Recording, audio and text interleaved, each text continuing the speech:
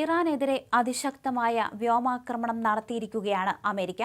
ലോകത്തെ ഏറ്റവും മാരകമായ B-2 ബോംബറുകൾ ഉൾപ്പെടെയുള്ള അത്യാധുനിക യുദ്ധവിമാനങ്ങൾ ഉപയോഗിച്ച് നടത്തിയ ആക്രമണത്തിൽ ഇറാന്റെ ബാലിസ്റ്റിക് മിസൈൽ ശേഖരം പൂർണ്ണമായും തന്നെ തകർത്തെറിഞ്ഞു. ആക്രമണത്തിന്റെ ദൃശ്യങ്ങൾ ഇപ്പോൾ US സെൻട്രൽ കമാൻഡ് പുറത്തുവിട്ടിട്ടുണ്ട്. ഇറാന്റെ 9 സൈനിക കപ്പലുകൾ തകർത്തെന്ന് പ്രസിഡന്റ് ഡൊണാൾഡ് ട്രംപും വ്യക്തമാക്കി. ഇറാന്റെ ആയുധ സംഭരണശാലകളും മിസൈൽ വിക്ഷേപണ കേന്ദ്രങ്ങളും ലക്ഷ്യമിട്ടായിരുന്നു ഇത്തരത്തിൽ അമേരിക്ക നീക്കം നടത്തിയത്. ഇറാന്റെ പ്രത്യാക്രമണ ശേഷി പാടെ തകർത്തെറിയുന്ന ഒരു കാഴ്ചയാണ് ഇപ്പോൾ കണ്ടുകൊണ്ടിരിക്കുന്നത്.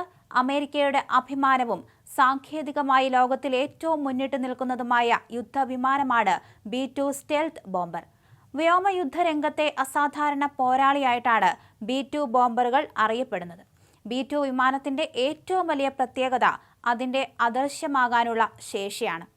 റഡാർ സംവിധാനത്തിൽ നിന്ന് ഒഴിഞ്ഞു മാറാൻ സഹായിക്കുന്ന രീതിയിലുള്ള രൂപകൽപ്പനയും റഡാർ തരംഗങ്ങളെ ആഗിരണം ചെയ്യാനുള്ള പ്രത്യേകതരം ആവരണങ്ങളും ഇതിനുണ്ട്.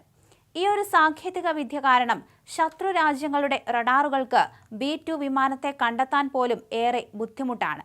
ഇത് ശത്രുവിന്റെ വ്യോമ പ്രതിരോധ സംവിധാനങ്ങളെ മറികടന്ന് ലക്ഷ്യസ്ഥാനങ്ങളിൽ ആക്രമണം നടത്താൻ B-2വിനെ പ്രാപ്തനാക്കുന്നു.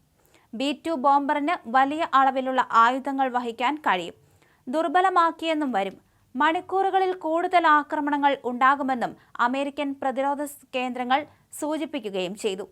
അതേസമയം ഇറാന് നേരെയുള്ള ഇസ്രായേൽ US ആക്രമണം പ്രതീക്ഷിച്ചതിനേക്കാൾ ഗുരുതര പ്രത്യാഘാതങ്ങൾ സൃഷ്ടിച്ചതോടെ സമാധാന ചർച്ചയ്ക്ക് സന്നദ്ധമാണെന്ന് വ്യക്തമാക്കി US പ്രസിഡന്റ് ഡൊണാൾഡ് ട്രംപ് രംഗത്ത് വന്നു.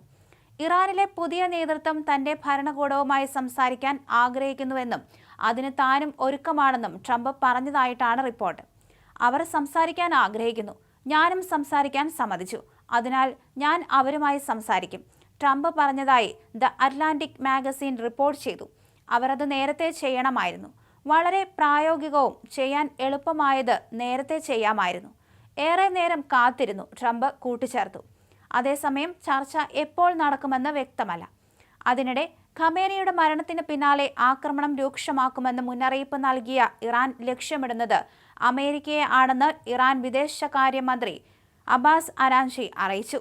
സഹോദരങ്ങളെയല്ല ആക്രമിക്കുന്നത്, അമേരിക്കക്കാരെയാണെന്ന് പറഞ്ഞ അബ്ബാസ് അരാഗ്ചി അമേരിക്ക നടത്തിയ ആക്രമണങ്ങളോടുള്ള പ്രതികാരമാണ് ഇറാൻ നടത്തുന്നതെന്ന് വ്യക്തമാക്കി. അമേരിക്കൻ സൈന്യം ആക്രമിക്കുകയാണ്, നമുക്ക് സ്വയം പ്രതിരോധിക്കുകയല്ലാതെ മറ്റു മാർഗമില്ല. ഇത് അമേരിക്കയും ഇസ്രായേലും അടിച്ചേൽപ്പിക്കുന്ന യുദ്ധമാണ്. യുദ്ധം നിർത്താൻ ഇറാന് മേൽ സമ്മർദ്ദം ചെലുത്തരുത്. യുദ്ധം നിർത്താൻ സമ്മർദ്ദം ചെലുത്തേണ്ടത് അമേരിക്കയ്ക്കും ഇസ്രായേലിനും ബാധകമാണെന്ന് അബ്ബാസ് അരാഗ്ചി അറിയിച്ചു. ഇറാൻ ആക്രമണങ്ങളെ സൈനിക ലക്ഷ്യങ്ങളിൽ മാത്രമായി പരിമിതപ്പെടുത്താൻ ശ്രമിക്കുകയാണെന്നും അദ്ദേഹം കൂട്ടിച്ചേർത്തു. അമേരിക്കയ്ക്കും ഇസ്രായേലിനും അവരുടെ ലക്ഷ്യം കൈവരിക്കാൻ കഴിയില്ലെന്നും യുദ്ധത്തിൽ നിന്നും ഒരു നേട്ടവും ലഭിക്കില്ലെന്നും അവർ പറഞ്ഞു. ഹോർമുസ് കടലിടുക്ക് അടയ്ക്കാൻ ഉദ്ദേശമില്ലെന്നും പരമോന്നത നേതാവിനെ ദിവസങ്ങൾക്കുള്ളിൽ തെരഞ്ഞെടുക്കുമെന്നും അബ്ബാസ് അരാഗ്ചി വ്യക്തമാക്കുകയും ചെയ്തു.